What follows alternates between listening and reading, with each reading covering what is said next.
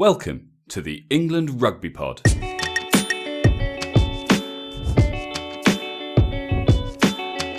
Thanks for downloading episode 161.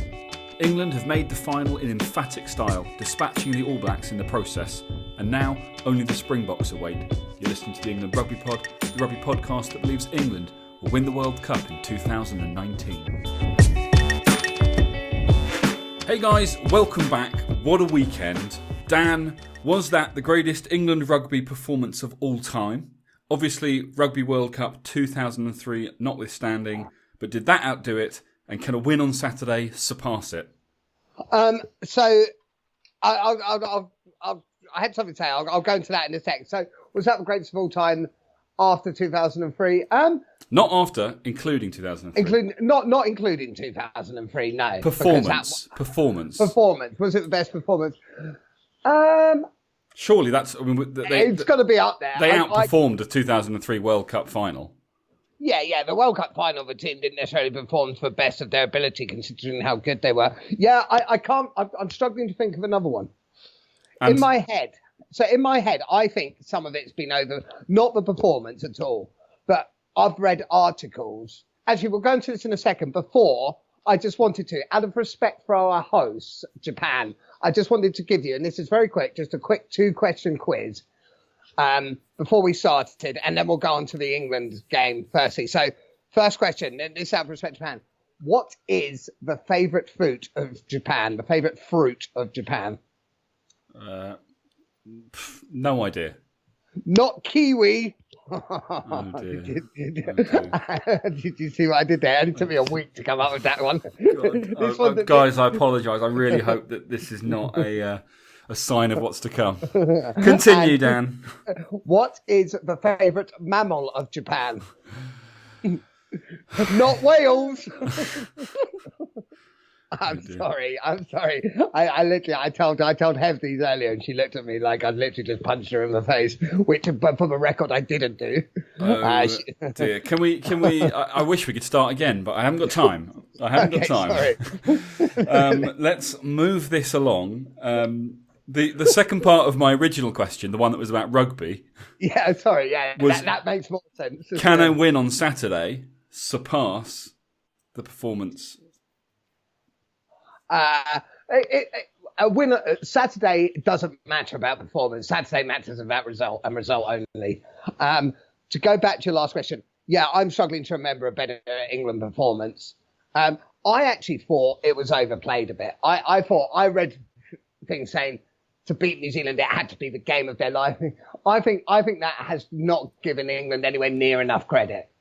The performance was amazing, and don't take anything away from that. But the reason the performance is amazing is because they're good enough to do that performance. Yeah, I agree. I think what's interesting is that, you say to beat New Zealand, you've got to have the game of your lives. Okay, well, New Zealand probably didn't play their very best, but that was because of the pressure they were put under by England because they were so clinical.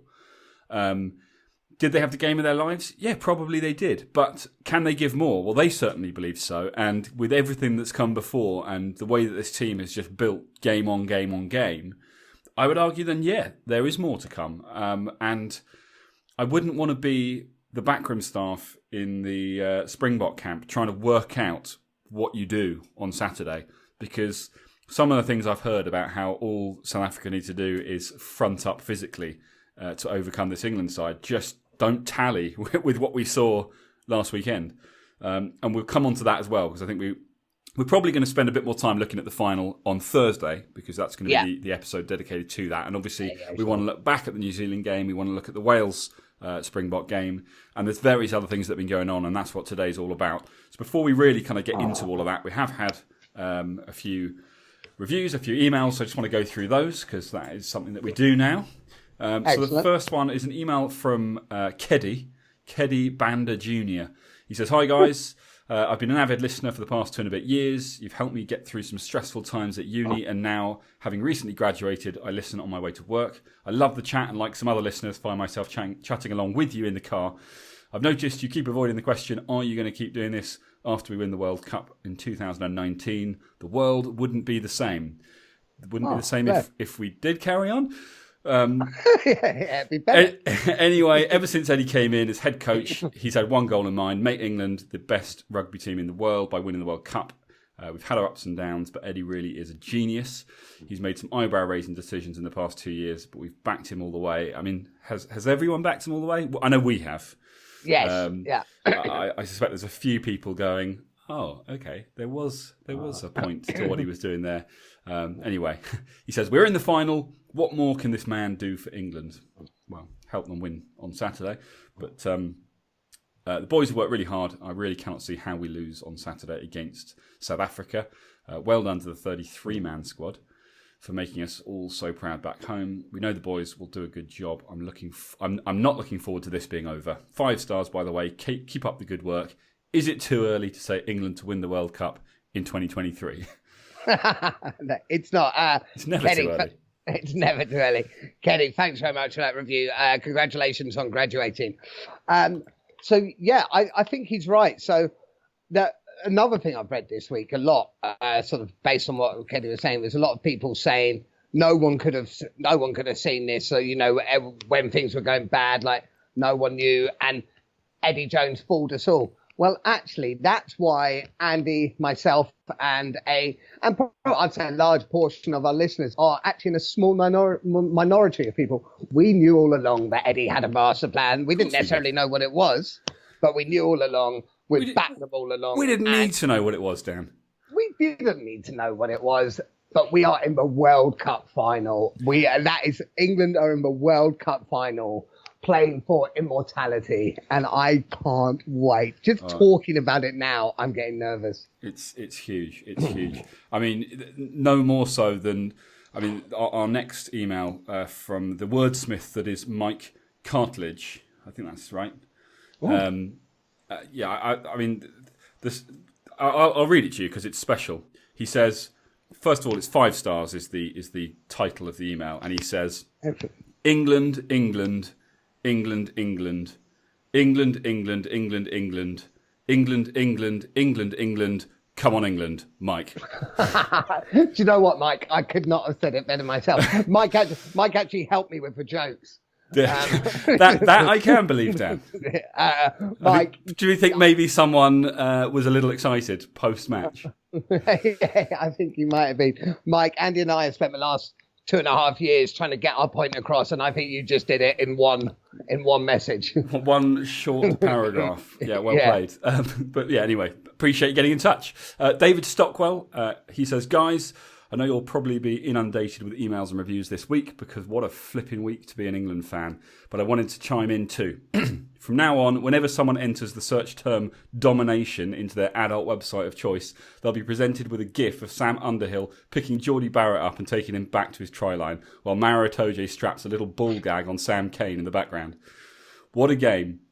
My favourite part was the last 5 minutes, partly because my nerves were a little less on edge, but mostly because everyone always says that New Zealand will cut you apart once play breaks up and gets scrappy. In the last 5 minutes, play was incredibly broken as New Zealand threw everything at it, but time and time again they got hit back with a monster tackle. Loved the giant V response to the haka. Never before has the haka looked so small and outflanked. Cannot wait for the final. 5-star review. Still can't figure out how to do it on Google Podcasts.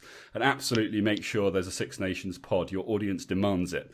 One last thing. My Scottish fiancée is sometimes subjected to the pod in the car, and she recently made a guess as to what Dan is like in person. She's gone with longish blonde scruffy hair, wanders around in red chinos, linen shirts and a gilet to top it all off, loafers without socks. I think she's taken offence to some of the Scot bashing, but anyway, is she right? Dave? She's not really right, in all honesty. No. No. But keep guessing. I'd be quite interested to hear what other people think. Let's describe us. Yeah. By us, I mean Dan. She's not right, but she's described the person I want to be. So, indeed. Yeah. The man Dan strives to be has been described right there. Yeah. But more importantly, David, awesome email, absolutely right. And yeah, I can hear the excitement in your words. And it's going to be a hell of a weekend. It is going to be an absolutely amazing weekend. I can't wait. I am. Like I say, this week, I think I said on the pod at the end last time, I actually don't necessarily like this week I do like this week. I'm wrong, but I do get overexcited sometimes, and I just need to rein myself back in, thinking it's Tuesday. Behave yourself. It's Tuesday, yeah. There's still a World Cup final. I think it's very important that, and I don't believe for a second that the team are getting ahead of themselves. But as fans, we all feel like we've already won the World Cup because it was such a big performance against such a dominant side that were, the favourites. And so whenever something like that happens, you kind of come away going, well, who can stop us now? Obviously, the key to that is the same performance or stepping it up again against the Springboks. And as I say, we're going to go into that in more depth on Thursday. But there's no question these boys have got what it takes, and I cannot wait to see if they can deliver, and if they can just raise that bar that little bit more and put in another massive performance, because that would be huge. Anyway, a couple more. So on iTunes, two more 5-star reviews. One from PM88 says, a very entertaining podcast which doesn't sit on the fence. While clearly biased, I do think the post-game analysis is fair, which makes for a very enjoyable and informative podcast. Glad I discovered this before the Rugby World Cup. Awesome. Thank you very much. I like that. That one. And then brilliant 5 stars from MD blah, blah, blah, blah, but it's Mike in Bath. He says, boys, came across your podcast pre-World Cup. I've really enjoyed your positive approach to England rugby. Please do a Six Nations. Mike in Bath. Excellent. So, I like it. Yeah, loving all of this love that keeps coming through, guys. Keep that coming. Really appreciate that. And keep those emails coming, because it's really good to hear what you guys think. And as we've always said, this is about, we might be the voices on the other end of this thing, but it's all about trying to have the discussions that the fans are having or want to be having, and hopefully that's clear, and that's why you guys keep tuning in. So we really appreciate it. Keep it coming. At England Rugby Pod on social media, englandrugbypod@gmail.com if you want to get in touch with us on email. Right, Daniel. Yes. 2 huge games. We should probably start with the big one. This was a weekend of contrasts, right? Oh God, yeah. England, New Zealand was one of the greats. Yeah, at least from an England perspective. Definitely, from a New Zealand perspective, I don't think they're going to put it down in history as one of their greats. But no, but to be fair, I talked in the last episode, possibly the last midweek episode, about how the Kiwi fans on Twitter seem to have changed their tune a little bit, and to be fair, one of the first tweets I got almost 30 seconds after the whistle went was from one of our Kiwi followers, who immediately just said, "Fair play, your boys, were far better and outplayed us and deserved the win. Good luck in the final." That guy's a better man than me. I don't know how to be able to do that, but that's a really nice tweet. That's a really nice. I think the general consensus seems to have been that whilst New Zealand may not have played their best game of rugby, they were thoroughly outplayed. It wasn't like two teams didn't do a huge amount, but one did a lot less. It was a combination of England stepping it up and New Zealand obviously dropping down a bit, and the result was, forget the scoreline for a minute. The result was pretty comprehensive.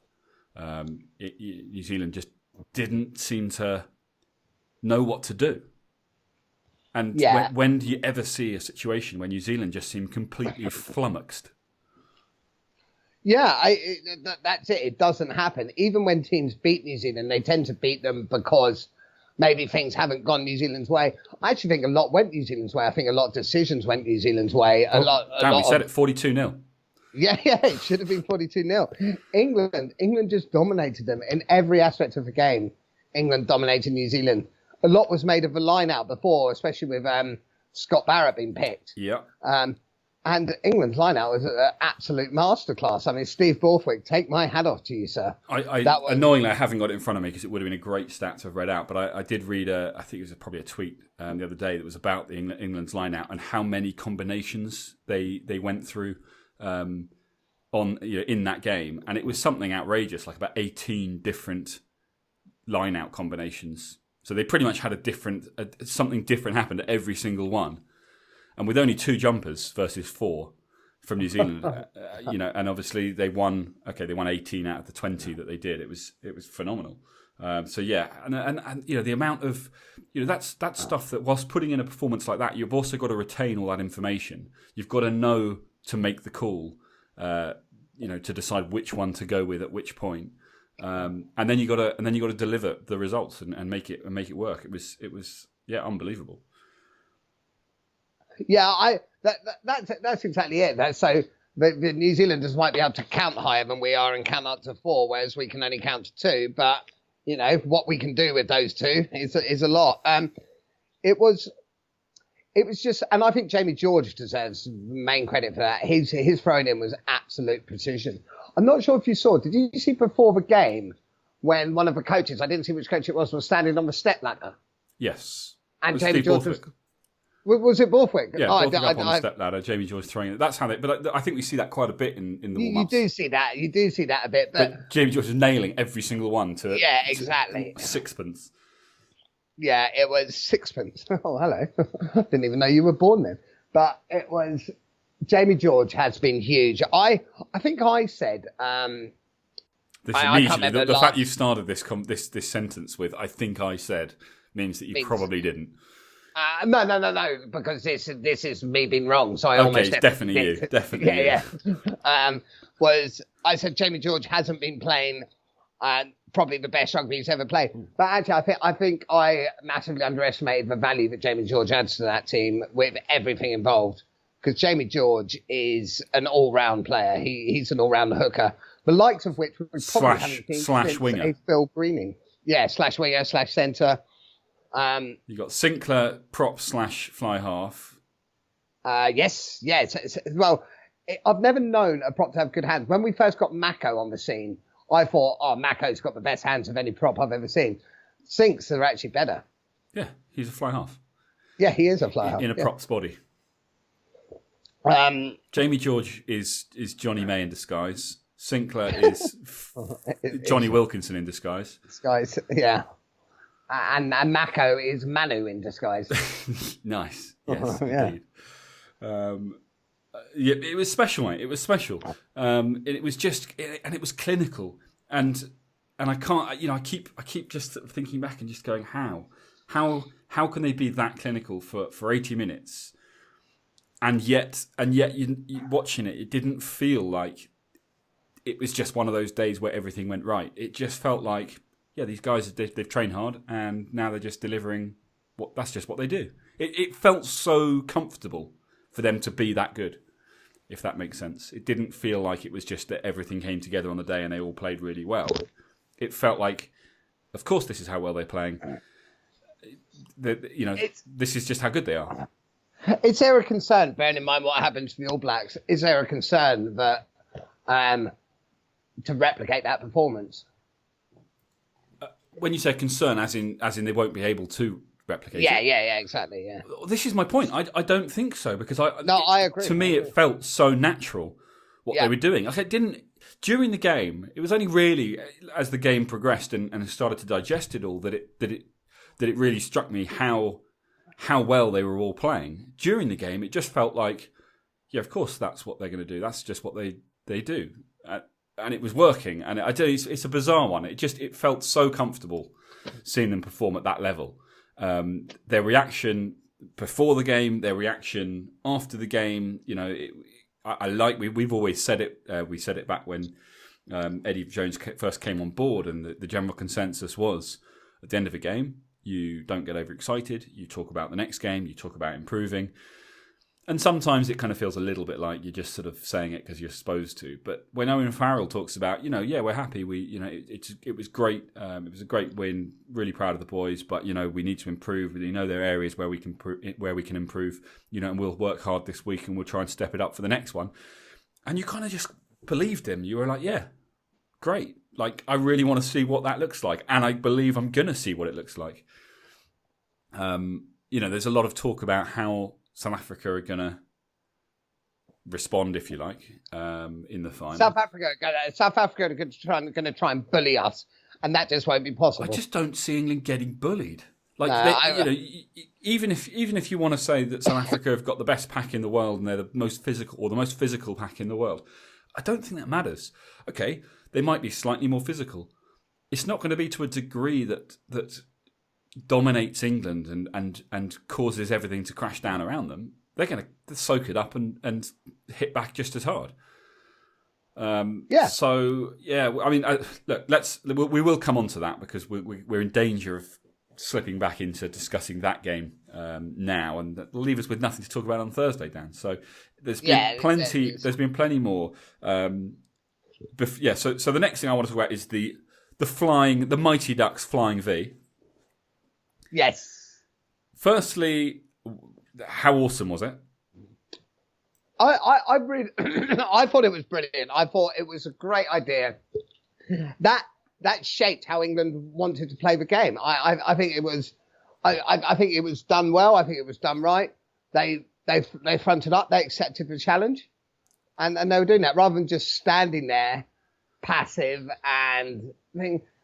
But this is key, right? This is key. So there's currently talk that England are going to get fined. I mean, it's $2,500. I think they'll take it. I don't think anyone will care. I've seen an awful lot of fans saying if they do get fined $2,500, send me the bill because it was awesome. But is it not outrageous to put such a kind of stringent kind of such stringent rules on how teams respond to what is essentially a challenge? Like, why on earth should a team have to stand on a line in a long line, huddled up?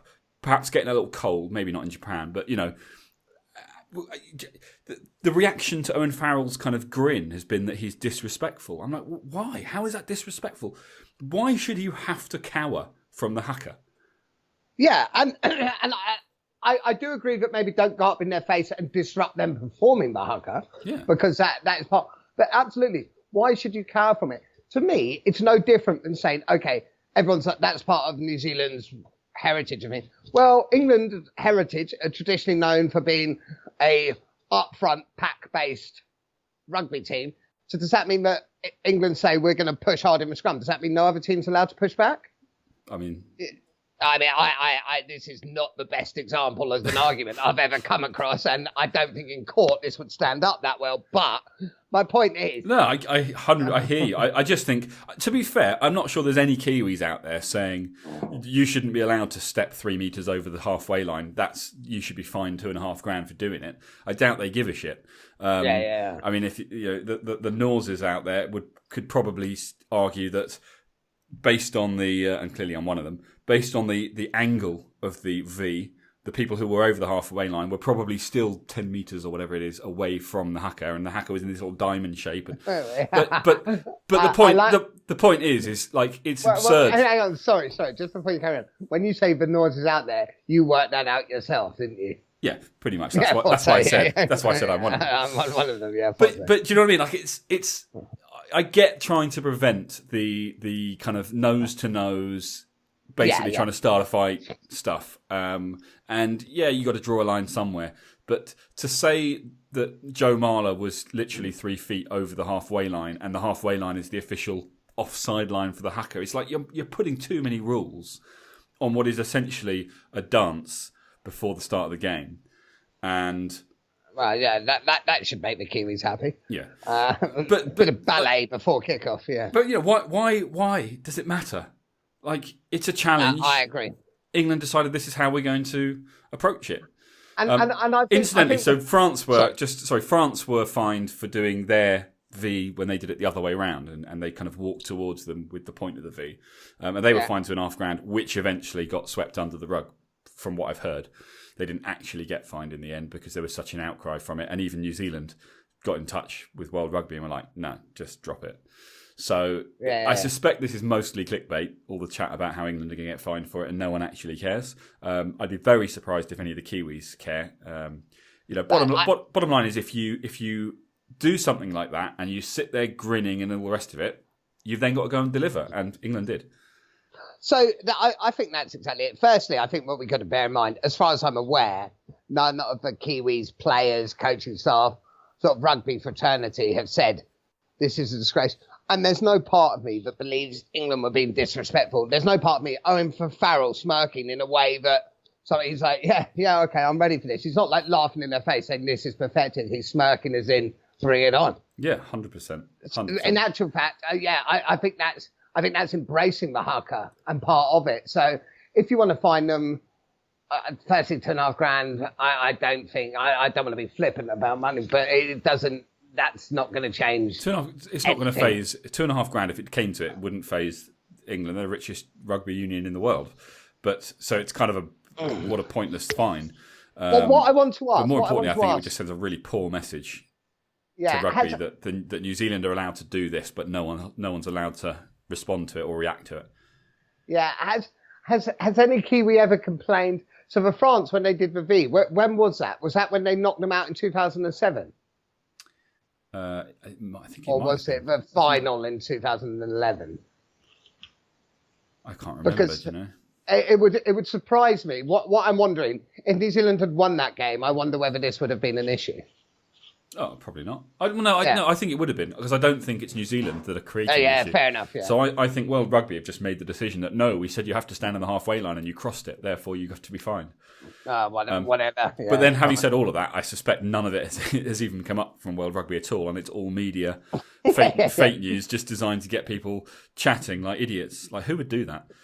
Yeah. Well, what some morons would buy into that and bring it up? Yeah. Well, it soaked up a good 5 or 6 minutes of this pod. Sorry, guys. So moving on to more media mischief. Eddie versus Gats. Eddie, are we going to do? Should we do the Wales South Africa game first, or should we do? Yeah, no, that would make sense. That would make sense given what this is all about. So yeah, semi-final number 2. As I say, weekend of contrasts. It was so boring. Oh, thanks. Yeah, it was a dull game, wasn't it? Oh my god! I mean, okay, the last 10, 15 minutes it got interesting because suddenly, but it was like watching a boring Test match where it's only good in the last 10, 15 overs. 20 overs when you're waiting to see a result. It was just boring and fair enough. I get that because both teams want to make the final. That said, though, Dan, that's how Wales play rugby.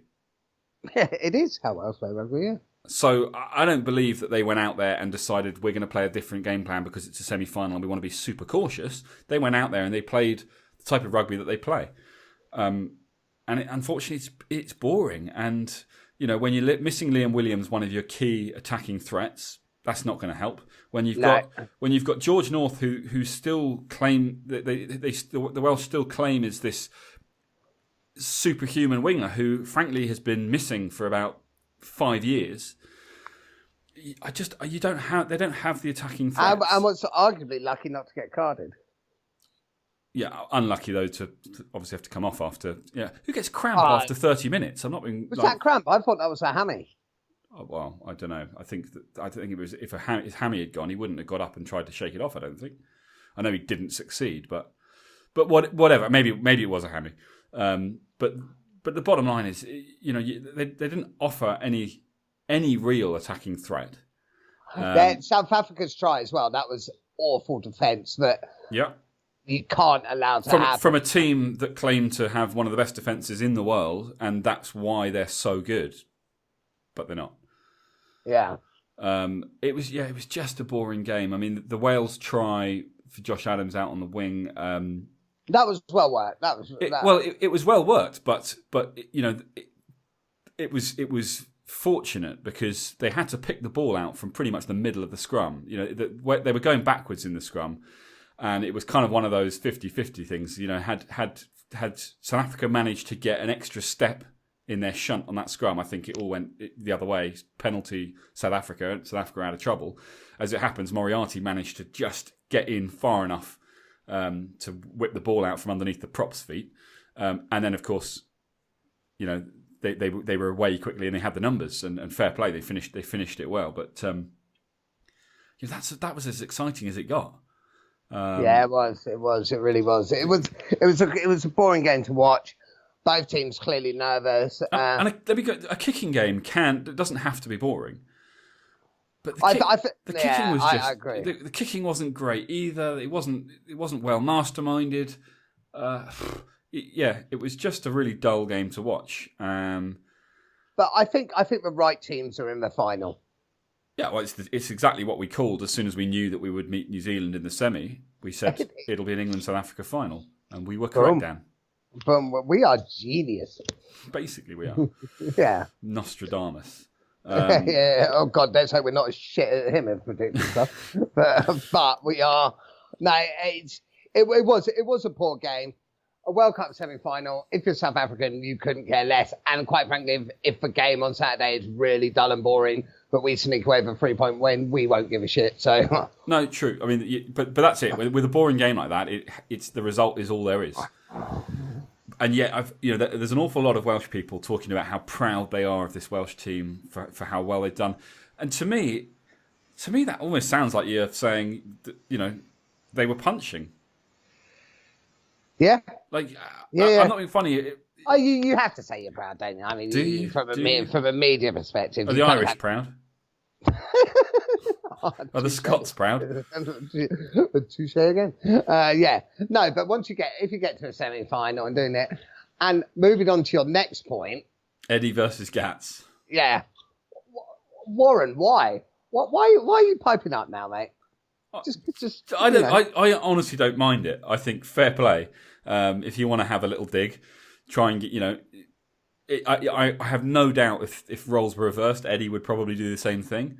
Yeah, possibly. Yeah. My issue is with people literally jumping on their high horse and screaming and shouting at Eddie, saying that he's out of order for what he said in response. Which who wouldn't have said that? Yeah, but don't poke a bear. Just for anyone who doesn't know this, because obviously this is a pretty weird conversation to have if you've not heard any of this story. So Gatland being interviewed basically said a lot of teams in World Cups play their final in the semi-final and then basically don't turn up for the final itself. Although looking at records, I think that's only ever happened once, and it was France who did it. Eddie's response was, "Let me know what it's like." I can't remember the wording actually, but basically it was, "Let me know what it's like playing in the bronze medal final on Friday, or enjoy your bronze medal final on Friday." Yeah. It's exactly the sort of banter that you would have with your mates. Like, and actually, if you listen to the words, that's very polite of him. He's saying, "I hope you enjoy your game on Friday." He's wishing him luck. So Wales, I think you owe us an apology. Don't worry, anytime. Do you know what? People hate Eddie Jones for one reason only. He's the England coach. And everyone loves to hate England because they've all grown up being told England equals bad, but no one really knows why they hate England other than, oh no, something happened in history. Something happened in history, I don't know, 500 years ago or something. But it was. Let's not get into political. They did some. It's not political though, is it? I remember on my gap year, a couple of Scottish boys that we were travelling with, who were proper England bashers. We got on really well, and when I actually asked them about it, they were like, "Oh, we don't know. We've got no idea why we hate the English. It's basically just the way we've been brought up. It's English bastards." And so, that's bottom line what it comes down to. And the fact is that any team in the world would be loving Eddie Jones if he was their coach. Yeah, exactly. I mean, my missus is Scottish, and she loves Eddie Jones. She almost definitely doesn't, but I'm gonna put that on her. Yeah, put that on her neck. Yeah, of course she loves Eddie Jones. So yeah, Eddie. Look, I reckon Eddie and Gats are mates. They're probably texting each other. Gats probably sent him a little message afterwards. "Oh, touche, my friend." They've been doing this. I'm pretty sure Gats didn't say that, but I don't think that he'll be annoyed. Like I think they this is just something that they do. They've always done it. Yeah, there's little sly digs. Let's see who can get under the other one's skin. Eddie just doesn't really get, like, people say, oh, he is bothered by it and that's why he responds. I don't think he is. I think he's so quick to just be like, here's my response. Now move on. And genuinely he's unfazed by it. He's just a bit unique like that. And Eddie's got a master plan. Why are people questioning it? Exactly. Do not question the master. Speaking of coaches, I thought Steve Hansen was class afterwards. The way he sort of conducted himself, I thought Steve Hansen was class with it. Yeah, look, to be honest, what else are you going to do in that situation? Yeah. It's a bit like the Kiwi fans. That's not to take anything away from what he's done, but what else can you say?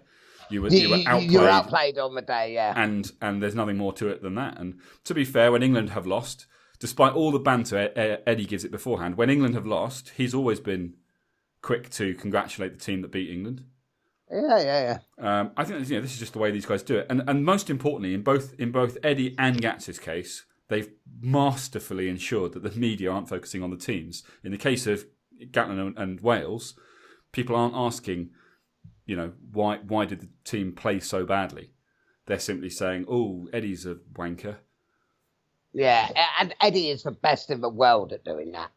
Eddie is an absolute genius at taking the folks away. Steve Hansen even said it before when Eddie liked Spygate or whatever they were calling it. When Eddie was just like, oh, someone's watching us. And Steve Hansen straight away called it, hey, look, he's been smart. No one's now talking about the team. And I suspect we'll get more. These sort of stories will probably continue to come out through the week where Eddie will make a comment that will be allegedly controversial. Well, I saw a thing the other day. Razzie Erasmus was saying that he and Eddie have never engaged in these little sparring tactics before games, and he doesn't expect it to happen with this game either. Which immediately took me back to the last, when England beat South Africa, and there was the Farrell's no arms tackle gate. And Erasmus was seen catchy. Did a fake video of supposedly teaching the Springboks the Farrell tackle, or the Faz as it was known. So he's 100% engages in it too, and it's banter, and it's what this game needs to just stay. We all get riled up and we all get super excited, and this is a World Cup final. It doesn't get bigger than this.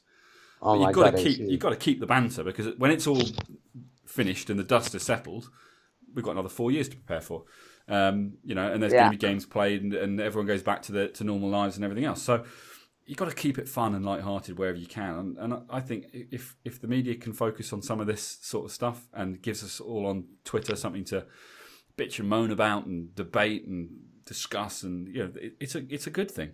It's certainly better than when you look at the way things are in football. Yeah, it's exactly that. And a lot of this is it is positioning. It is just smart media play. And Eddie is brilliant at that. And great, may it continue, because on Saturday, make no mistake about this, this is huge. This is as big as it gets. This is more important than, Brexit, than any of that crap. What's Brexit, mate? I don't know. No idea. This is what matters. And my only advice to our younger listeners, but ones who perhaps weren't about 2003, boys, I can assure you, you will remember this day for a long, long time. Embrace every minute of it, because England winning the World Cup final is absolutely amazing. I mean, you and I remember every second of the day in 2003, pretty much, don't we? Yeah, until the game ended and I went to bed. Yeah, because you hadn't been asleep for like 48 hours. Put on a night the night before, which no one turned up to because they were all getting early night because it was Rugby World Cup final the next day. So literally sat on my own in the club, an empty club, getting pissed, and then thought, oh, there's only like 4 hours till the game kicks off. I'll just stay up. Got through the game, amazing. Then had to go to sleep because I had to work again that night. I remember that. I remember that day so well. Such a good day. This is a huge day. And looking at the game, I know we're going to go into the game in more detail on Thursday and go through the game itself. But it's a shame about Willie Hines, isn't it? It is. It is. Well, so interestingly, we can kind of say that this is about the squad rather than the match. Do you think? Obviously, he's going to need to pick. Ben Spencer, isn't it, that's been called up? Yeah, Spencer. Obviously, he's going to need to pick him in the 23 because you do... Well, I suppose in theory, George Ford has been practising there, but you're going to want a scrum half option. You need it, yeah. But do we think that Ben Youngs will play 80? It's a big ask to drop someone in for the last 20 who's not been with the squad for the entire World Cup in the final, just because typically you make changes at 20 minutes. Well, this is not something I will often say, but I've got a feeling about Ben Spencer coming out, and I've never ever heard you say that, Dan. I know, it's brand new. I actually think Ben Spencer coming out is positive for England, not because I think Willie Hines has been brilliant, and it's a real shame.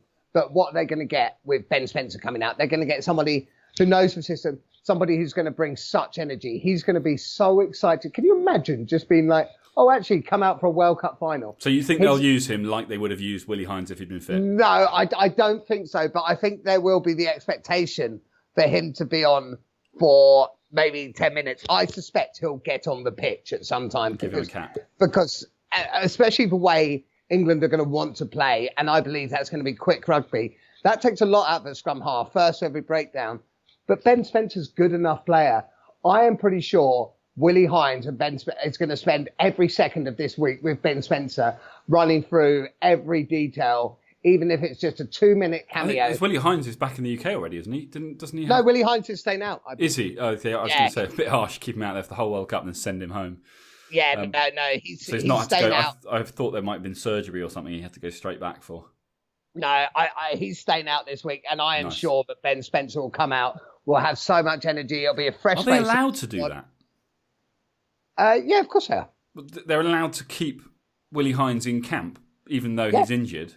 Yeah, absolutely. Well, then why didn't we replace Jack Noel? Because, but no. So what you're allowed to do? Like, if they're injured, they're allowed to stay in camp. They're just officially out of the World Cup. They're officially out of the squad. So what you can't do is bring somebody in and say, we're bringing him in while he's injured, and then bring Jack Noel back in. So Hines is officially out of the England squad. He's no longer a part of the World Cup, but they can keep him around to utilise him in any way they want outside of actually being involved in playing. Yeah, I may not have the exact rules correct, but I'm pretty sure it's along those lines. They're the rules that we've now decided make sense. Yeah. Which is fair enough. Interesting. Did you see Sale following a social media campaign have sent Ben Curry out to Japan because he's supposed to be playing against Bath on Saturday, and they ran this little campaign and got however many retweets it needed to get, and he went to the bosses and just said, look, is there any chance that I can miss the Bath game and go and watch my brother in a World Cup final? And they were like, yeah, do you know what? Fair enough. Which I think, is good of Sale, bit harsh on the rest of the team who probably think I'd quite like to go to Japan and watch the boys in a World Cup final, but I get it. What I'd say to those other guys, then you should have had a twin brother who's that good at rugby. Yeah. I mean, it's an interesting one, isn't it? Because they'll probably never play together for England. Touch wood. I think they will. Touch wood, unless there's injuries. Because Sam Underhill and Tom Curry, like, what, you're going to get rid of Sam Underhill? You can't get rid of either of them. So I mean, more likely they will be in the same squad, and you'll see Ben Curry coming on for Tom Curry as a like-for-like replacement. And let's be honest, when it comes to like-for-like replacements, a clone is a good place to start. yeah, true. I mean, that would be awesome. Yeah. Tom Curry just everywhere at 300 miles an hour, and just the team thinks, oh, thank God, he's starting to just calm down. The energy's gone. You go, ref, quick substitution, and you just bring on another Tom Curry. Only this one's called Ben, and he goes and does the exact same thing. That's nasty. Oh God, could you imagine? And I don't know enough about Ben Curry, but if he's as good as Tom Curry, do you remember a few years back where everyone's questioning our back row? We don't have a proper seven. Now everyone's like, holy shit, I wish we had the England back row. I mean, Ben Curry and Tom, when they came on the scene, Tom and Ben were seen as fairly indistinguishable in terms of their quality as well as what they look like. And it's only really since Tom's got the nod from Eddie, and I'm sure he is the better player at the moment. But they are that close in terms of how good they are. Well, Eddie's, because when Eddie first picked Tom Curry, he picked Ben first. Ben Curry was. Well, Ben Curry was playing more often for Sale. I think Tom had been injured, hadn't he? And Ben was the one who was playing. And in fact, didn't he pick Ben Curry first out in Argentina? I think it was always Tom. Confused. I think it was always Tom, but everyone's a bit like, well, actually, Ben Curry's been playing. Eddie saw something in Tom that perhaps he hasn't seen in Ben, or he hasn't seen to the same extent in Ben. Yeah, exactly, yeah. I mean, that's what's so interesting about this England side is, we don't want to get ahead of ourselves. There's a massive game on Saturday that's, we're dealing with World Cup 2019 right now. But, Keddy, who emailed us, did allude to, is it too early to call 2023? And yeah, of course, it's a little bit too early because you've got to at least get through 19 first. We still have a match to go. But it is when you look at the England team, when you look at what would you say in terms of age is too old to be to really be kind of at the top of your game? It does depend on position. I think front row you've probably got a few more years. But so average 32, 33. Yeah, I was going to say 33. I was going to say I think after 33, perhaps you use that lose that yard. Okay. On the basis, therefore, of 33 being the cutoff, the only player in the England starting 15 who would be... Sorry, the only two players in the England starting 15 from last weekend who would be unavailable for 2023 would be Courtney Lawes and Ben Youngs. Holy shit. And on the bench, or in the England, the full England squad, the only additional players... In fact, the only additional player who would be unavailable would be Dan Cole. Everyone else in this England squad would be 33 or under in 2023, and that's not accounting for the likes of Ben Spencer's obviously now been called up. I don't know if he might be a bit old actually, but that's not accounting for the likes of Marcus Smith, even Denny Solomona. Joe Cogley in this one. Sam Simmons, Charlie Ewells, Nick Ishekwe. There's a lot, but and actually this will be a good conversation to be having at some point. But that's for now. Let's. But it's just I think incredible. And when you think who are the England superstars right now? Marrow, he'll be 29 in 2023. Tom Curry, he'll be 20. Sam Underhill, he'll be 25 in 2023. Sam Underhill will be 27 in 2023. God's sake! Even Billy will only be 30. It's a pretty. Anthony Watson will only be 29 in 2023. It's a special time for English rugby. It is very special. I really think that this World Cup in general has set a bit of a benchmark. That performance last weekend has really put down a marker, because when this little experience can deliver those kinds of results, just think what another 4 years is going to do. Yeah, everyone, and I was amazed by the amount of people who seem to be making out it was almost a fluke last weekend. Well, I hope the South Africans think that. I hope the South Africans are going in thinking, I'm sure they're not, but I'm hoping they're thinking there's no way they can perform like that again. Because I honestly believe they can. I believe they're good enough. I believe they're grounded enough. I think they'll step it up again, Dan. Mate. And there is room. I said it the other day, and I still believe this. I actually think our attack could have been slightly better. There were a couple of mistakes. Don't forget we had 2 disallowed tries, both of which... Yeah. Whatever, it doesn't matter. Could have gone the other way. Yeah, could have, should have, whatever. But that game, we should have won that game by more. I agree. We're gonna deal with this on Thursday, but I want to leave our listeners with. So I've got my cousin is South African, or half, proudly holding on to the green passport. I think it's green. At times like this. And I thought it was just as back of a sweet wrapper. Fair enough. He reached out to some of his Bok mates who are big rugby noses, a bit like us, and I asked him to ask them if England can put in a performance against the Springboks like the one they did against New Zealand. How do the Springboks beat them? And this is a question I think we'll try and answer if it can be answered on Thursday. But I just want to leave you with these 3 comments from them. The first one, I think we can bring a different game to what either New Zealand or England can. Okay, interesting. The second one, our forward pack is the best in the world, and we have 2 of them. If the Boks have a chance of winning, it will be by brutally assaulting the English pack. I mean, I guess there's a first time for everything. That might work if you go on there with tools, but I don't think you're allowed. But And then finally, we won't play pretty rugby, but we can bring a level of physicality that no one else can. Disagree. To be fair, my cousin Jay did say it's the least confident he's ever heard them. His mates. So yeah, come on. That's what we like to hear. But we will definitely look more at that because I think it is an interesting question. It is an interesting. Rather than just banging England's drum, is to say how does a team beat them the way that they're playing at the moment. And I know people will be sitting at home thinking, "Hang on a second, that sounds like you're actually planning on doing some proper analysis." Don't panic. We won't. Nothing will be prepped because that would be completely against our ethos. And so what might sound like analysis at the beginning will certainly evolve into rose-tinted rubbish by the end. But it's going to leave us all hopefully feeling properly G'd up for Saturday's game because it's going to be huge. Obviously, for those that are interested, there is a third place playoff on Friday. Dan, just very quickly, Do Wales have a hope in hell? No. There you go. That's it. That's all she wrote on it. I think it's going to be painful. New Zealand haven't lost to Wales since 1953. They haven't lost back-to-back Test matches since 2009.